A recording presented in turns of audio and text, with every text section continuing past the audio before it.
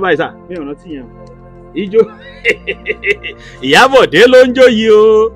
àti bẹ́ẹ̀ bẹ́ẹ̀ lọ a wà pẹ̀lú bàbá wa nítorí eégún Magají Àyìnlá Ọmọwúrà. wọ́n ṣe púpọ̀ olóòtú lórí ẹ̀gbọ́n mi tó ti ṣaláìsí létí Àyìnlá Ọmọwúrà Ọlọ́run bá mi dáríjì bá mi tẹ́ sí afẹ́fẹ́ rere èèyàn rere ni Àyìnlá Ọmọwúrà èèyàn rere èèyàn gidi kò sẹ́ni tó ń wà tí kì í lọ́tà ẹlòmíì bá ń fi ẹnu mi pé tó ń wí bákan bákan ó kàn ń jẹnu ara ẹ̀ níyà ni àmọ́ ní ọ̀dọ̀ tèmi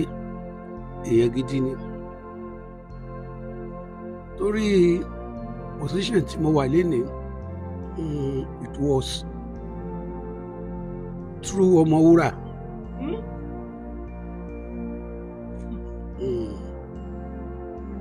Torí ìgbà náà lọ́hùn tí n bá ti gbàgbé year and the date when we wrote him to be our adviser ó ti jìnnà ọdún mi kéré ń gbà yẹn tí ẹ bá rí i pé ó ń dàbí wọ̀sí tó ń talé ẹni tí ó jẹ́gbọ́n ẹni tí gbogbo ayé dẹ̀ ń fẹ́ tí mo dẹ̀ mọ̀ ń pa orin díẹ̀ níjọ́ kan mo wá sọ fún wọn mo ní ẹ̀gbọ́n mi ẹ fi ẹni tí ẹjọ́ ń jà ẹ fi sílẹ̀ ẹ má fún lésì mọ́ ẹ jẹ́ kémi dá lóhùn kí fún lésì. òun pẹ̀lú late Fatai Olówóyọ̀ náà bá gba ẹkú sẹ́ẹ̀rín kákákákáká ẹ kò gbọ́ ń kọ̀lẹ́ntì ń wí bọ̀lẹ́ntì ni ẹ kò gbọ́ ń bọ̀lẹ́ntì ń wí náà. ok bọ̀lẹ́ntì ló máa ń pè yín. iye òun àdá Fatai yẹn ló ibi tí kọ̀lẹ́ntì ti fẹ́ gbé lórin yìí ó máa fi kọ́ ibi ó ṣàṣàṣọ gbogbo wọn ṣàkóso náà. wọ́n rò pé eré ṣáná ń kakún ó wà dọdún kan wọ́n tẹ̀lé mi wá látàbẹ́kúta wá sí Àpápá road mo wá jí wéré mbẹ nígbà yẹn wọ́n wá ń gbọ́ pé à ń pè gbogbo náà ti late Alhaji Ọláyínká Wílàpà Ọlọ́run bá ń foríjì àrí ó kò bọ́ ń bọ̀ lẹ́yìn tí ń wí náà pàtà ṣe gbogbo ẹ̀ tán tá a tún padà sábẹ́òkúta náà wọ́n sọ pé èyí tó wà ó máa sọ fún Adédìgbà kó la bá bókù studio àwọn adébẹ̀rẹ̀ practice à ń ṣe practice ní tiwa à ń ṣe lọ kó tó di pé ìjọ yẹn kò àmọ́ nǹkan tí Ọmọwúrà rò nǹkan ló kàn nígbà tí rẹ́kọ̀dù yẹn jáde. bàbá ṣe é rántí rẹ́kọ̀dù yẹn sà. Onípákó orí ọgbọ́n ọmọdé tó wà nínú mi ló jẹ́ kí n ṣáà máa kọrin yẹn bẹ́ẹ̀ gbogbo ohun tí Ọmọwúrà ò lè sọ pátápátá gbogbo ẹ̀ ni mo sọ but now mi kì í fẹ́ kán play ẹ̀ mọ́ while everything is over. Yes. Bí èmi pẹ̀lú wọn ti bẹ̀rẹ̀ nìyẹn tí wọ́n bá ń lọ play máa ń tẹ̀lé wọn lọ máa lọ wòran àtúnjọ padà wálé wọn aṣáà ń rútu gbogbo Abẹ́òkúta káàkiri wọ́n ti kú kó tó post mi kúrò l'Abẹ́òkúta wọ́n bá fi post mi wá sí Pay and Record l'Apapa but I spent good 10 years in Abẹ́òkúta. 10 years in Abẹ́òkúta. Yes, ọdún 10 ni mo lò ń bẹ̀ gbogbo horo Abẹ́òkúta gbogbo ẹni mo mọ̀ pátá tó jẹ́ pé ṣe ni mo ń fẹsẹ̀ rìn káàkiri ó kàn jẹ́ pé àkọọ́lẹ̀ ó ti dúró ó ní ikú tí Ọmọwúrà kú yẹn because èmi rí lójú tèmi pé wọ́n ti ju gbogbo à ń fẹ́ gba machine àgbà machine wọ́n ti jù lọ pátápátápátá wọn bá má ti lọ bá ọmọkùnrin yẹn ní ibi tó ti mutí ṣé arákùnrin yẹn gan ò mọ̀ pé ó lè lead sí ibi tó lead sí yẹn wo bí àwọn méjèèjì ṣe jọ end up láì fara wọn àmọ́ Ọmọwúrà up to now is a great musician ògbóǹtarìgì kọrinkọrin ni ó ń kọrin ẹ̀gàn ni Ọmọwúrà ń kọrin ó dùn mí má ṣe lọ end up yẹn wọn bá ti fi maturity gbé kán gbàgbé gbogbo machine or no machine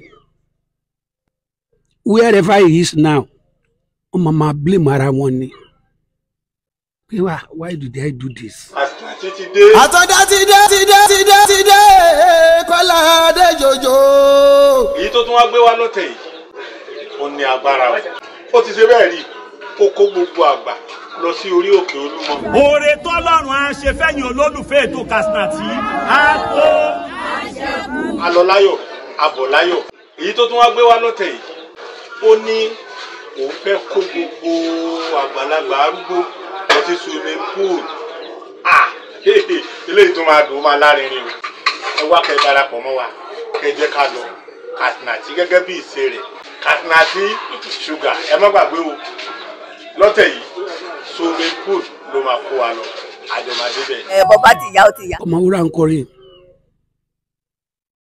ẹni tó bá ń listen sí dáadáa because ṣe náà rò pé bóyá eré àwọn ọmọ jàǹdùkú àti nǹkan kan náà kàkún bẹ́ẹ̀ tí ó ń kọrin reasonably kò sẹ́ni tó gbọ́n tó lọ́hùn àkọọ́lẹ̀ ti dúró bó jẹ́ ti ká múra ọ̀gá ni ó máa yan pa agbájẹ́dá ẹ̀ báyìí ó kàn jẹ́ pé àwọn society tó belongs to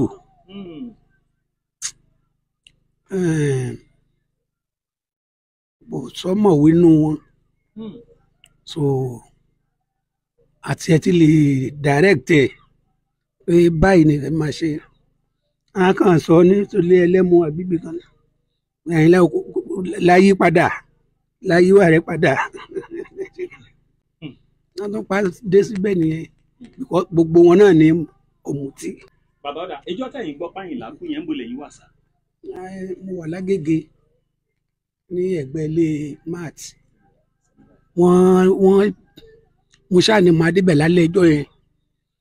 àwọn fámìlì mi ò gbà wọ́n ṣáà tún ràn mí mọ́lẹ̀ títí ilẹ̀ fi mọ́ toró kan yà mí lẹ́nu ni pé ó kú kẹ̀ ṣé bẹ́ẹ̀ yẹn ṣe ń kú nìyẹn tó a ní kàdára láwò àkàǹkàdùrẹ kí n tó lọ bẹ̀ ńjọ́ kejì máa dé títì tó kò yẹ báyìí ariwo tún sọ gèè wọ́n tún pariwo ó dé o ẹ̀bùrú rẹ̀ dé o ìyá ríre yẹn o bá ṣe ríre yẹn o náà bá mú mi lọ bisàárè kò kí ń ṣe ìtàn rẹ̀ tó yẹ kéèyàn máa sọ because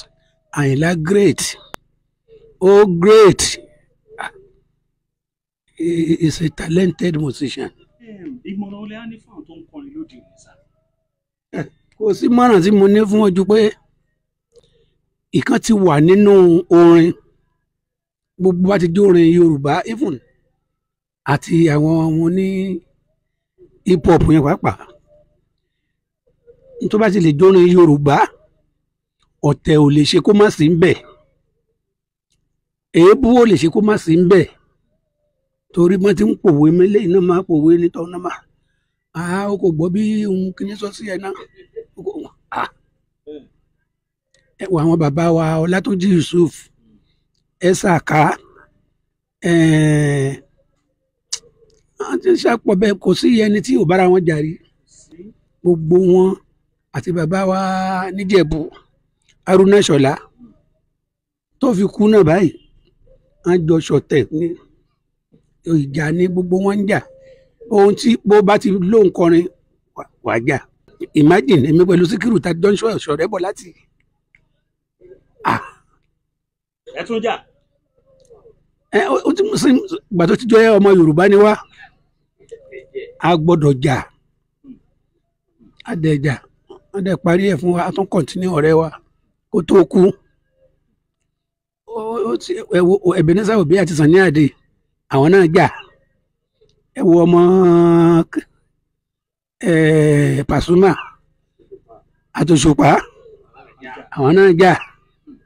mo gbìyànjú mo ṣe tí mo lè ṣe pé kí n parí ẹ̀ bẹ̀tẹ̀ alihamudulilayi wọn náà wọn jà mọ́ náà fi dá ọ̀tẹ̀ náà fi dá orin Yorùbá kalẹ̀ wọn lè ṣe kán má jà bá a ṣe rí ẹ ṣàdúpẹ́ gbogbo wọn ti ń ṣọ̀rẹ́ padà kò sí jà mọ́. ìbéèrè kan wà tí mo fẹ́ béèrè ẹ sọ pé kò sí kíjà máa ṣẹlẹ̀ nínú àwọn olórin now ìgbà tí bàbá olówó ń yọ̀ ń bú Àyìnlá Ọmọwúrà ń gbà yẹn pé ẹléwúrẹ́ wọlé o ẹ̀yin wá fún wọn lésì now èsì tẹ́yìn wá fún wọn yẹn ẹ̀yin ní kán má play ẹ̀ mọ́ ṣé àwọn tó wá wà láyé ńsìn tán bá ṣì ń jà táwọn náà bá dàgbà tán bá lọ àwọn orin yẹn ń kọ kílẹ̀ wá lè fún àwọn èèyàn lámọ̀ràn nípa pé ká máa búra ẹni nínú orin. kán má bára wọn jà mọ́ ihun tó kọjá ó ti kọjá lọ àwa ò tiẹ̀ mọ̀ bóyá ó ń jẹ́ kí ó tà o bóyá kò jẹ́ kó tà o later on la ṣẹ̀ṣẹ̀ ń gbọ́ pé ó ń jẹ́ kí iṣẹ́ máa ta ni Síkírù kọ́lọ́mbà mi fọ̀rùn kẹ́ kó forí jìn kó tẹ̀sáfẹ́fẹ́ rere tó bá wá síbí a máa bára wa ṣeré pa gbùdùgbùdù gbàdàgbùdù ó lè kí n jẹ́ ká kú lọ́dọ̀ àwọn èèyàn báyìí ká lọ sí sitting room mi la máa lọ ṣeré pa ń bẹ̀ la máa lọ sọ̀tàn tó bá ní kó lá orí ò pé o mọ̀ pé mo jù ẹ́ lọ ní màá ní ọdún mélòó ló gbà lọ́wọ́ mi ṣó gbàjọ ọdún mẹ́ta lọ ní inú á tún wá bí torí mo mọ̀ pé gbàjọ ọdún mẹ́ta lọ lọ́wọ́ mi ó jù mí lọ ó ní kí n rántí ṣòro tí ìgbà tó wọ̀ ní Pepper Road tó jù báyìí lọ kílé báyìí màá ní ìwọ náà nǹkan gba ẹ̀ báwo ló ṣe tó aṣáájọ máa ṣeré pa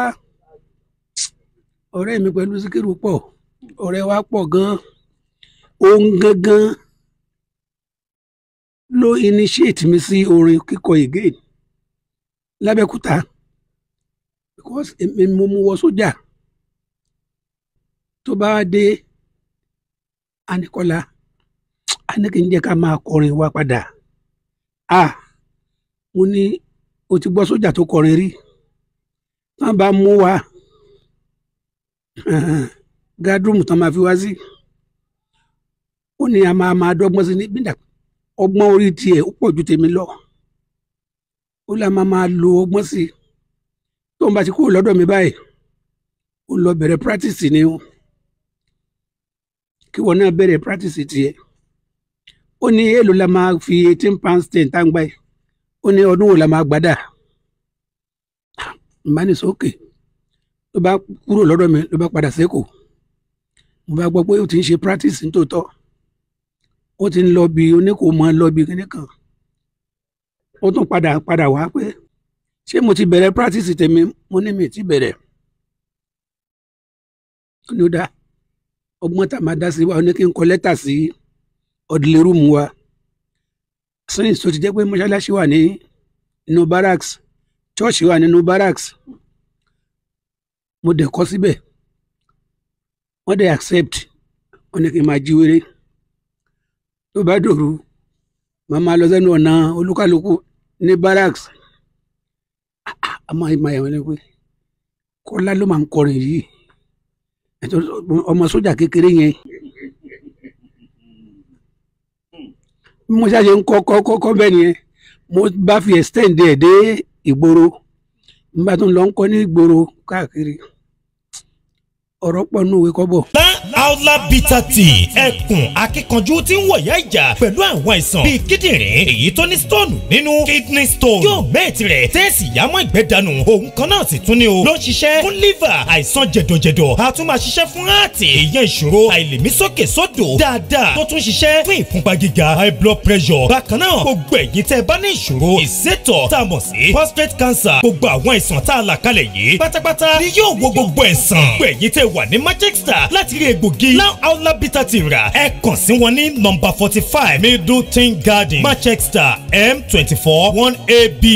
tàbí kẹ́ ẹ pè sórí àwọn nọ́mbà tó wà lójú ìwòran yìí àti Nigerians nọ́mbà yìí pẹ̀lú egbògi Aula bitter tea ewé àtegbò pọ́nbélé wọ́n fi ṣe àgbékalẹ̀ rẹ̀ pẹ̀lúra lónìí kò jẹ́rìí sí ìmọ̀ ìjìnlẹ̀ tiwantiwa. normally bọ́rọ̀ bá ṣe dùn yàn tó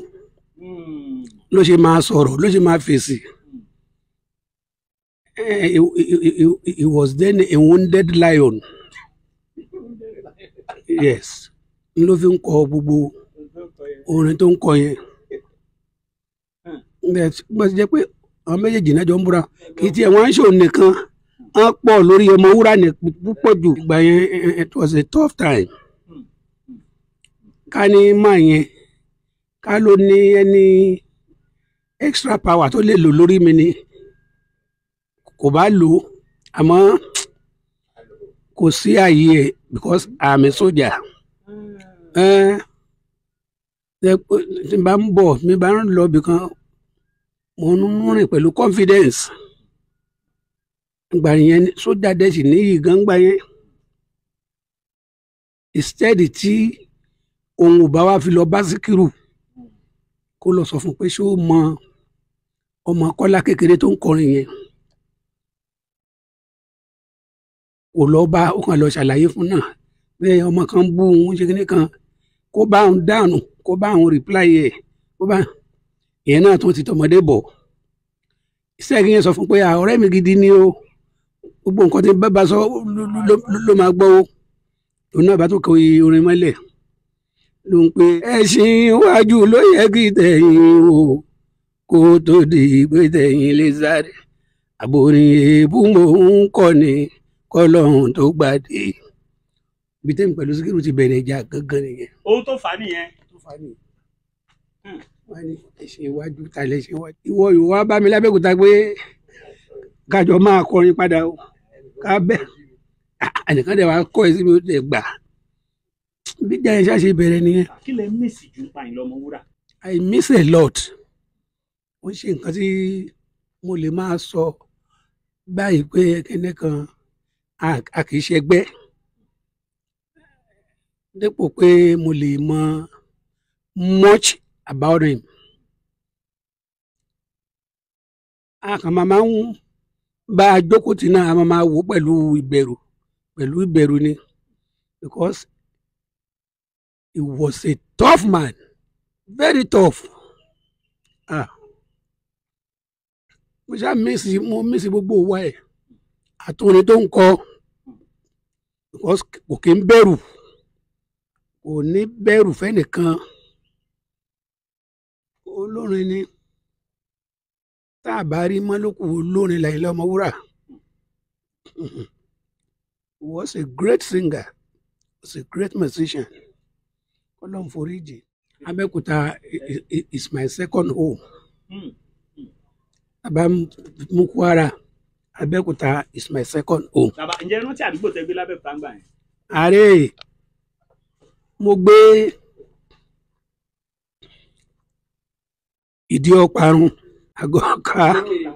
Lẹ́yìn tí mo kúrò ní Àgọ́ Ọ̀ká, mo tún gbé Àgọ́ Òdo, mo tún gbé Ìta Àká, mo gbé Ilé Májẹ̀kódùnmí, ìbẹ̀rẹ̀ mo gbé gbẹ̀yìn kí mi tó padà sẹ́kọ̀ọ́. Ìlàó kí gbogbo àwọn tó bá bẹ̀rẹ̀ orin sìn kàn mọ nǹkan tó ń ṣe, kàn dojúkọ orin wọn dáadáa because iṣẹ́ orin kò síbi tí ò lè gbé yẹn dé. Mo dẹ̀ kí gbogbo àwọn olólùfẹ́ mi pátápátápátá àtàwọn olólùfẹ́ Ọmọwúrà àtàwọn olólùfẹ́ Síkírù Àyìndé Barrister. Mo kí gbogbo yín pátápátá, olólùfẹ́ gbogbo fújì lápapọ̀, gbogbo yín mo kí pátápátá. Ọwọ́ yín ò ní relẹ̀, òkèlè máa lọ. Katsina Tea Sugar, Ọlọ́run á gbé yín sókè, á gbé yín sókè jù bẹ́ẹ̀ ṣe rò lọ. Ẹ ṣètò yẹ ẹ là, ẹ lu, ẹ dàgbà, ẹ ní dàgbà yà, ẹ rí ṣe o. Ọmọ mi Kẹ́muyẹ Ràmọ́nì ó ti wà tipẹ́tipẹ́ pẹ̀lú ẹ̀gbọ́n mi olóògbé. Orin náà ló dẹ̀ sì ń kọ, kò forin náà lẹ̀. Orin ní fìwọ́ náà lẹ̀. O ní di játijàti, o ní di rédèrèdè. Iṣẹ́ kò ní dìṣẹ́ mọ́ ẹ lọ́wọ́, o ní lálùwọlẹ̀. Àlùyọ ni wàá lù, wọn náà dàgbà wàá darúgbó. Bó ṣe nífẹ̀ẹ́ Ọmọwúrà, ọmọ aráyé á nífẹ̀ẹ́ ìwọ náà. Ẹ ṣeun.